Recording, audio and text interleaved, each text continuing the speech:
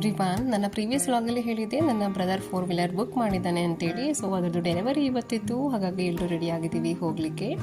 ಪಾಪ already sweets ಎಲ್ಲ open ಮಾಡ್ಕೊಂಡು ಆಲ್ರೆಡಿ ತಿಂತಾ ಇದ್ಲು. ನನ್ನ ಡ್ರೈವಿಂಗ್ ಸ್ಕಿಲ್ಸ್ ಮೇಲೆ ಯಾರಿಗೂ ಧೈರ್ಯ ಬರದೆ ನಾವು ಕ್ಯಾಬ್ ಬುಕ್ ಮಾಡಿ ಶೋರೂಮ್ ರೀಚ್ ಆದ್ವಿ.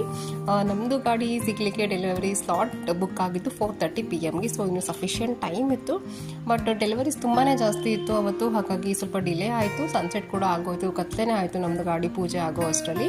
30 to 45 ಮಿನಿಟ್ಸು ಫಾರ್ಮಾಲಿಟೀಸ್ ಇತ್ತು, ಅದನ್ನೆಲ್ಲ ಮುಗಿಸಿ ನಾವು ನಮ್ಮ ಗಾಡಿ ಆಮೇಲೆ ಸಿಕ್ತು. ಆ್ಯಂಡ್ ನೋಡಿ, ನಾವು ಬುಕ್ ಮಾಡಿದ್ದು ಇದೇನೆ, Hyundai Exter 5-seater SUV.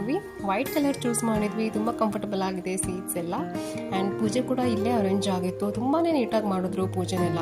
So ನಾವು ಮತ್ತೆ ದೇವಸ್ಥಾನದಲ್ಲೇ ಮಾಡಿಸ್ಬೇಕು ಅಂತ ಅನ್ನಿಸ್ಲಿಲ್ಲ, ಇಲ್ಲೇ ಪುಟ್ಟದಾಗಿ ಗಣಪತಿದು ಟೆಂಪಲ್ ಇತ್ತು, ಅಲ್ಲೇ ಮುಗಿತು.